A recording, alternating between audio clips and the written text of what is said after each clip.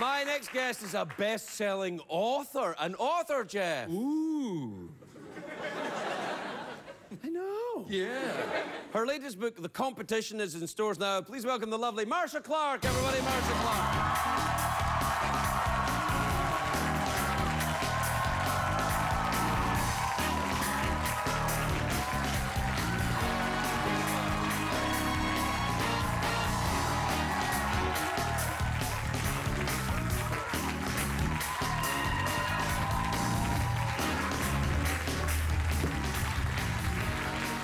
Hello, sweetheart.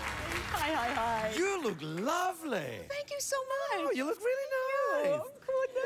I like your hair. No, no hair. What do you mean, no hair? I've kind of had a few issues with my hair. Oh, please. I won't no. hear any of that. Oh. Overruled. God, I feel right at home. Oh, come on. It's a long time since you've been at the lawyering, isn't it?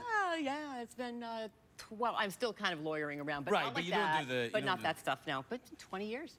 Is that 20 years since the... Did you stop after the... I did. Yeah. I did. Yeah. Yeah. Oh, anyway, look, so... And then you started writing the Rachel Knight series. I did. And they're doing really well. They're good. Yeah. And Larry Block said to me said you're a good writer, and he's, you know what he's He's a like. tough one. He's a very curmudgeonly old bastard. Yeah. But he's hilarious. We had dinner when he was on your show one night, and he just cracked me up. He said all kinds of interesting things about Hollywood, great observations. Like, people in Hollywood will tell you that, wow, I love your script, and that means one of 8 things. I mean, you know, 8 things, and only one of them really means I love your script. Yeah, and not many of them are. It's kind of it's bad manners in Hollywood to say anything other than yes. That's true. So people will say, you know, hey, do you want to go to, I don't know, Comic-Con with me? And they'll go, yes. Yeah, of course. They're not coming. Well, you'll never find them, no. Well, that's exactly it. So the Rachel Knight is an investigator? Yeah, she's a prosecutor. Yes, it's an alarming coincidence. Yeah. She's a prosecutor in the LA DA's office, and she and her best friend Bailey Keller crush crime together. Crush crime, eh? Crush crime. Yeah. Yep. Are they ever unsuccessful in the courtroom in any? Hell no. Okay. It's my book. Yeah. No, I get it. I mean, I think it must be very gratifying to have worked as a prosecutor and a defender, right? Oh yeah. Right. Both. And to deal with juries and not be able to get them to Do what you want. Yes. But here you're in charge. Exactly. The whole time. Exactly. Oh, it's nice. I have turned to fiction to control the outcome, and it's wonderful. I mean, you know, Rachel doesn't have enough evidence. Backspace. She found fingerprints. Yeah. Yeah. Listen, I think there's plenty of fiction in the courtrooms as well. There's still plenty. No question. Do you? I mean, obviously, you draw on your experience working downtown. Absolutely. And I use LA as a character a lot. Yeah. So a lot of the places that you really can find in Los Angeles are in the book. And I try to use the landmark places, like Rachel Knight lives in the Biltmore Hotel, which is, you know. I know it. I know it well. Yeah. Walking distance from the courthouse. Oh, I know it. Right? I've gotten into trouble there. I don't believe that. Yes, you do. Yes, I actually really do. Yes, you do. I do. But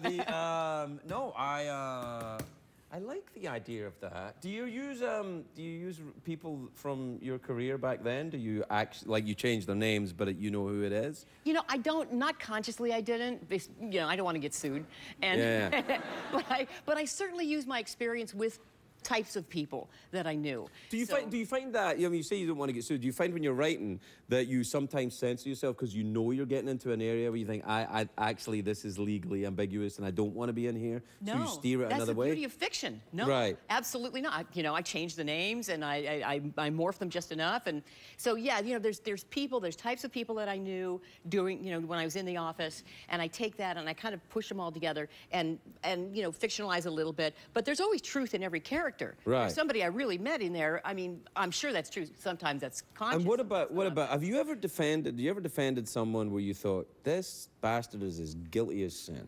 All of them, really. Really, all of them? Yeah, just about. Yeah? Yeah. And... Yeah. I mean, how often do you really think it happens that, you know, that a defendant who gets to court, gets to the point of trial, is innocent? Well, it happened once, didn't it? I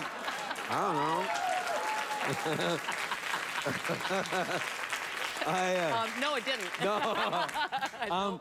But the idea then, if you're defending someone and you know that they're guilty, I suppose that it's always, well, the law expects that, right? Yeah, you put the prosecution to its proof. I mean, Right. That's the idea of it. Now, I'm not doing defense work in trials. I do it on appeal, and that's a whole different thing where you just look for errors. Errors That's a whole in the different- process, right? In the process, and it's a whole different kind of job. Right. But in trial work, I mean, a lot of the defense attorneys were friends of mine, and I got it. I mean, we need to have that check and balance. You need to have somebody. Of course. Right? But don't you, I mean, you're a human being too. There must be a point where you think, there's a moral dilemma here. I have to go through this process, and I should go through this process, but I don't want this bastard to get out. That's why I left defense work. Yeah. When I was a kid, I got out of law school. I was like, I was never going to work for the man, and I was a rebel without a clue. And the last thing I ever thought I was going to do is be a prosecutor. And then I actually was defending them, and it was cool when it was dope cases, and I could wrap myself in the Fourth Amendment and the flag and all that stuff. Yeah. And, right?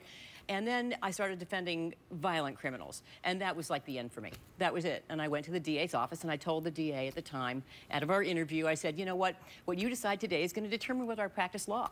Because if you don't hire me, I'm leaving the law. That's it. That's all I want to do. And I mean, this is your career now. Yes. Are you from LA? Because you're very LA-centric. Are you from here? No, really. I was born in Berkeley, moved all over the country, lived in New York for a while, lived there, and then came back here.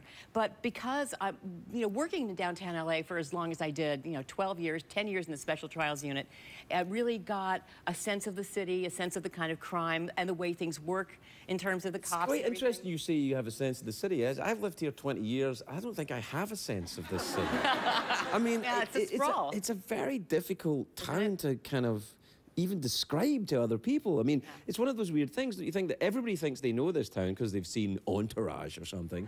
And then they come here and they're like, where is everything? Where is everything, right? You know. Because you know what? It's this big sprawl of a city, and LA County's ginormous, right? It's like the size of some countries, and different pockets of it feel like different parts of the country. Right. There's parts of LA that feel like the Midwest, and parts that feel like New York. It's a huge, weird place. Really hard to wrap your arms around. It's not you like represent it very well, and well done. Thank you. With this. It's lovely to meet you, Marcia. Thank you. It's a pleasure to meet you. It was so much fun. Why it reminds me of the fun I had in the Biltmore Hotel. Hotel. Yeah.